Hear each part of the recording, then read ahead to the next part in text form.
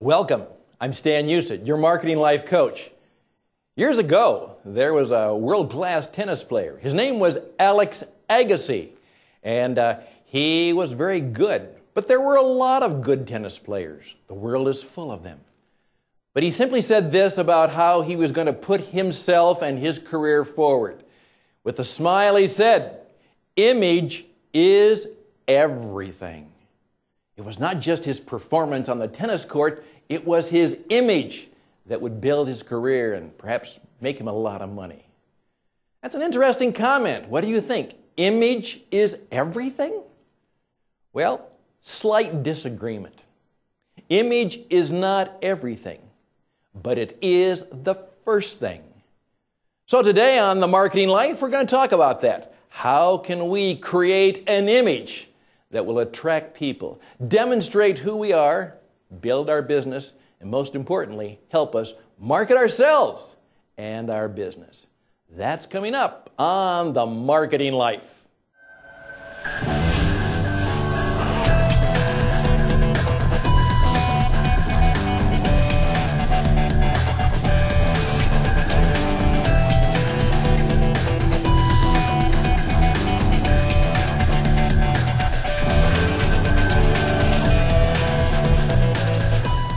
Welcome back. I'm Stan Hustad, your marketing life coach, and I'm grateful for you taking this 20 minutes to perhaps learn how you can market yourself and build your business and live a life that truly attracts people.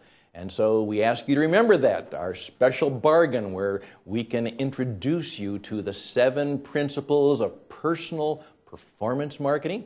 That's $5 in the store, and then get an introduction to this new way of thinking about marketing. It's not about the messages. It's not about the media. It's the kind of life you live, how you treat others, and how you perform for them.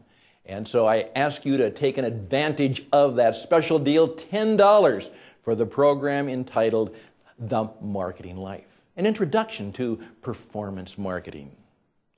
Well, image is everything is what many marketers say. I've heard it all the time. Now, I'm not so sure our good friend Alex, who since then has kind of also adopted my kind of haircut as his image. Image is not everything, but we have to understand in today's world of media, in this world of the soundbite, this world of pictures going around the world, that our image is vital to our marketing efforts. And so, from the Marketing Life studio right here in the Bits on the Wire broadcast center here in Tucson, Arizona, give me just a few minutes to introduce you to the idea of taking a look at your image. Now, I have to confess, and confession is always good for a business strategy. Confess. What have you done right? What have you done wrong? What are some of the things that are motivating you? A few months ago, I believe it was, I was getting off the car rental at the Denver International Airport, and as I was turning in my car to the lady at the car rental desk, she looked and said, "Oh, wow, I love you in a purple tie. That really looks good." Oh, she likes my purple tie. I also was on my way to Brazil where I was doing a speaking conference, and as I was at JFK International Airport in New York City for that 10-hour ride from New York City to Sao Paulo, the lady who was looking at the tickets and the passports and the visas, a very attractive Brazilian gal, she looked at my visa, then looked straight at my eyebrows and my head, and then she smiled and said, "Mr. Hustad, I like your style." Now, of course, she was being customer service, customer experience, and friendly, but you know what? I like to hear that. So I kind of like my purple tie and my bright ties, and my glasses and my lack of hair. I'm going to make that a part of my image. I'm not so sure it says anything particular. It just simply is a way that people begin to identify me. Now, your image is important. And from my book, You Make the Difference, it's kind of getting worn out now, and we're revising it and putting out a new version, probably something on the marketing life, not just You Make the Difference.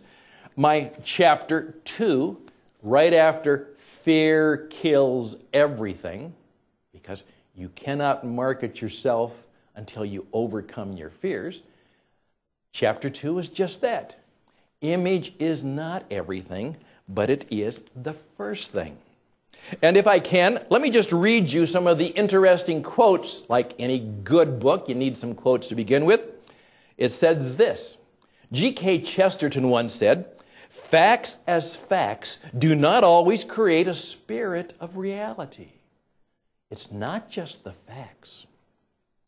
The Roman philosopher Epictetus, I like this one. He says, "Know first who you are, and then dress accordingly." And one of my favorite American philosophers, Ralph Waldo Emerson, said this, "A man's style is his mind's voice." A man's style is his mind's voice. Just kind of let that sit on your head for a while. Now, here's what I'm going to ask you to think about. Now, this is going to be an assignment. If you want to take coaching seriously, this is not therapy, nor is it counseling, but you need to have some action assignments. I'm going to ask you to start doing what I would call an image audit. Just think about how you dress, how you look, perhaps how you walk, what your office looks like, the way you keep your automobile, particularly maybe the automobile you do drive. Please keep in mind that everything about you arrives before you say a single word. That's right. You've heard the, almost the cliche, first impressions, You can't do anything about a first impression once it's made, and first impressions mean a lot. And so when you make your appearance on the stage, and all of sales and marketing is drama, it's performing, it's being in front of others. That's why you have to learn about broadcasting and video and performing. It's not just your business expertise that you bring to the table. So you arrive before anything else arrives. Even the email that you send, the flyer that you have, the business card that's there, all of that is contributing to an image. Now, some people say to me, "Well, Stan, I don't go for this image stuff, and by the way, I don't even have an image." Yes, you do. Everybody has an image, whether you know it or not. Now, let me just give you an example. I'm going to give you some words, and you think about the image that may come to your mind. Okay, insurance salesman, accountant, author, automobile salesman, minister, entrepreneur, construction engineer. Now, I guarantee you, when I use those words like consultant, an image comes to mind. And so when I walk into a situation, people already have an image of me. You're a CPA. What does that bring to mind? You see, all of us have an image based on a past experience or a present perception that we have. And so when I tell people, I'm a consultant, if I would do that, I know that someone's going to be aware of a consultant joke. "Oh yeah, you're a consultant, Stan." The first 3 letters in consultant are C-O-N. "That's right, Stan, you're a consultant. I give you lots of money and you give me no change." Yeah, a consultant. Someone who takes your money and then tells you what time it is with their watch. I'm aware of that. Many people, whether it's coach, consultant, mortgage banker, whatever it is you do, people already have an image of you. And it might be positive, it might be negative. It's certainly based on their perceptions of you. Now, what we need to do is, if there are very powerful, positive images that most people have, we want to enhance those. If there are negative images that a lot of people have, what can we do to diminish those or dismiss those? But most importantly, how can we make sure that there is something unique and different about us? Now, you see, an image is a vivid representation of who you are and what you do and the value you're going to bring to people. So I have to give careful attention to my image. Like I said, what I've discovered is, at least for me, being overly casual doesn't work for me. Now, it may work for you. I know of a man who's very, very successful by cultivating a very casual image, and people find it attractive. It doesn't necessarily fit with my style, and it doesn't necessarily work for me.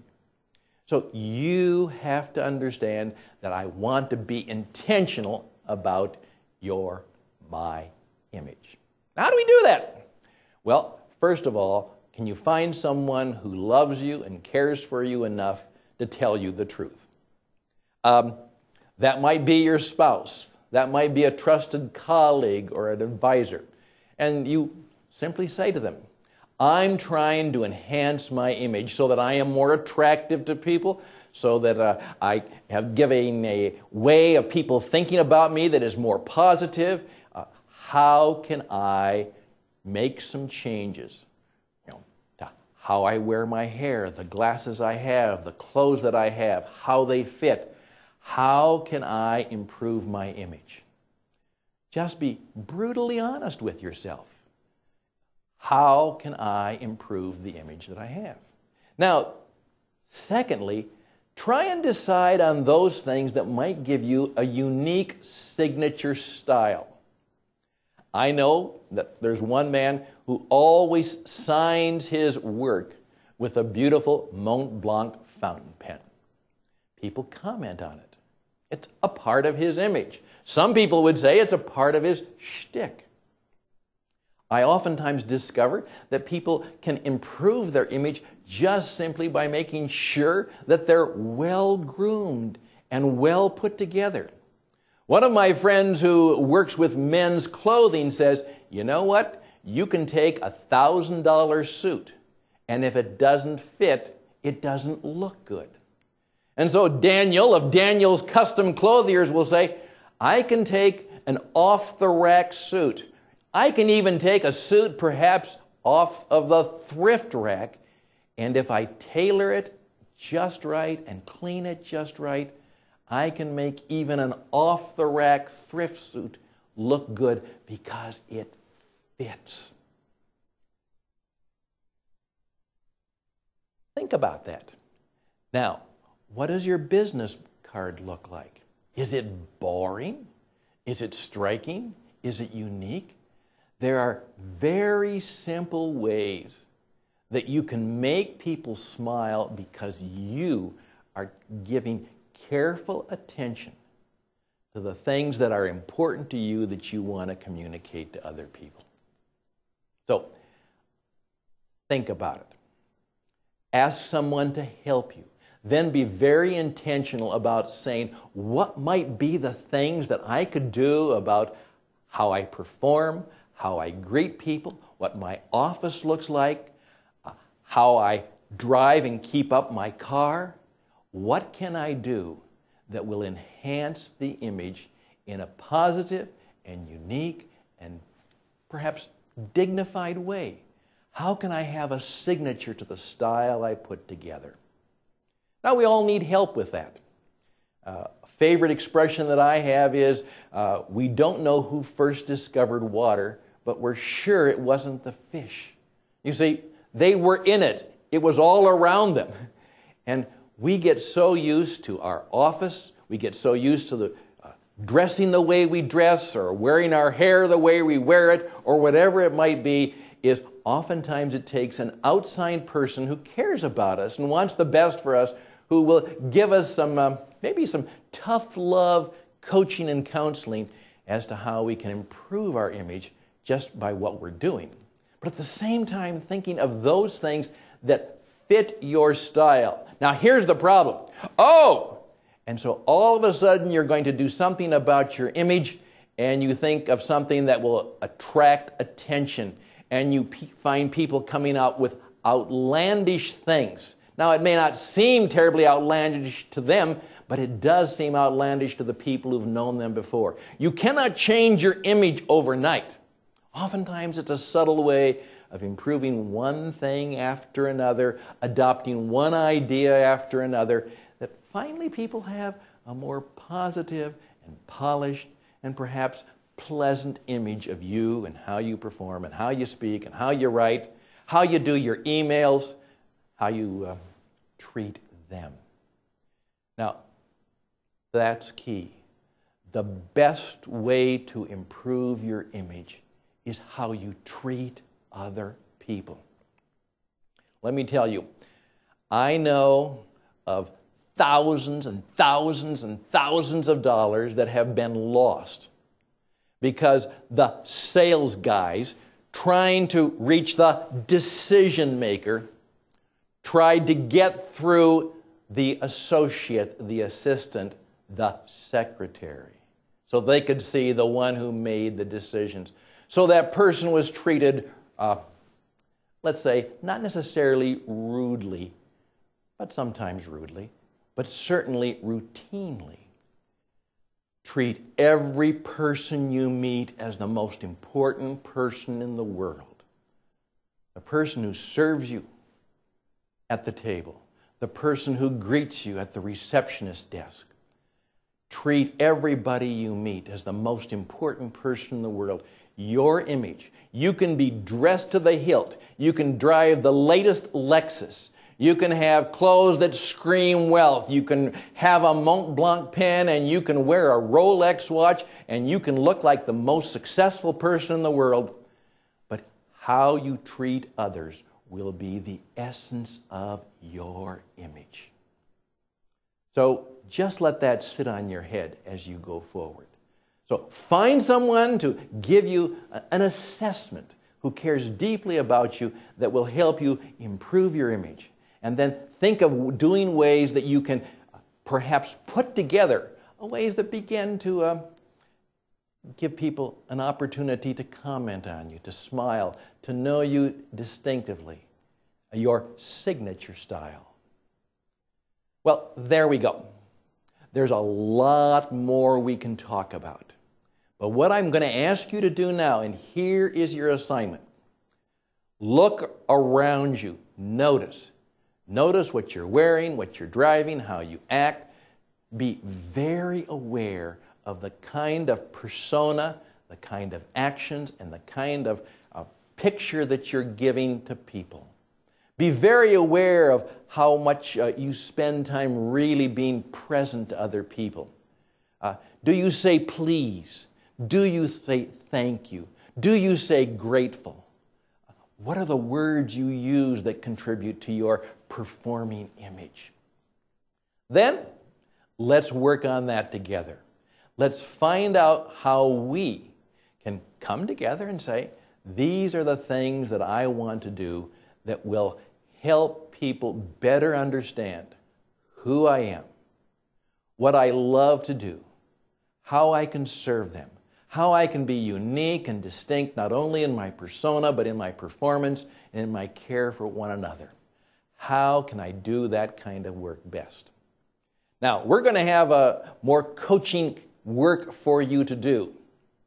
And we're going to have a program that'll help you look at that in greater detail. But right now, image is not everything, but it is the first thing. And really, it's the most inexpensive thing you can do to start marketing you, which is to say, how can I, in simple and inexpensive ways, create the image that tells people in very positive ways who I am and what I do. Please keep in mind your energy and your personality and your focus on other people is vital to that image. Now, you can write me. Stan at marketinglifecoach.com. Stan at marketinglifecoach.com. And if you do, I'll be happy to send you via PDF free my book, You Make the Difference, and you can read chapter 2 on your own. Just read that second chapter.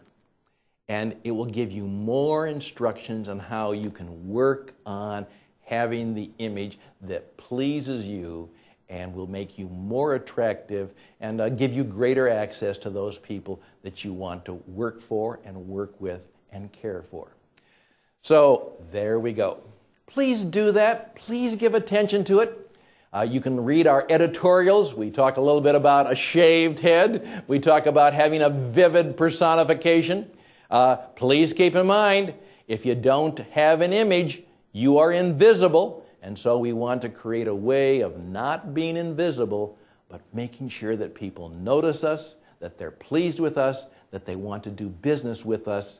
And that will come out in our performance. But image is not everything, but it is the first thing. So that's the first thing for you to really do in learning how to market you. I'm grateful for your time and your attention. I would be grateful if you'd recommend this program to others. I'd love to come and visit with you in your organization and give you some personal coaching on how we can begin to live the marketing life. First of all, overcoming our fears. That's important. Dealing with our image. And then, as we'll talk about going forward, how we learn how to speak and perform and use the media. And ultimately, you can celebrate with me the book that we mentioned a couple weeks ago, the mentoring book. I'm proud to say that my book, called Having Conversations That Count, a guide to performance mentoring, came out today. And hopefully, it will improve my image. May your image be the best. May you live up to good and great things, and all the best and blessings to you. Until next time, from The Marketing Life, I'm Stan Hustad. Bye for now.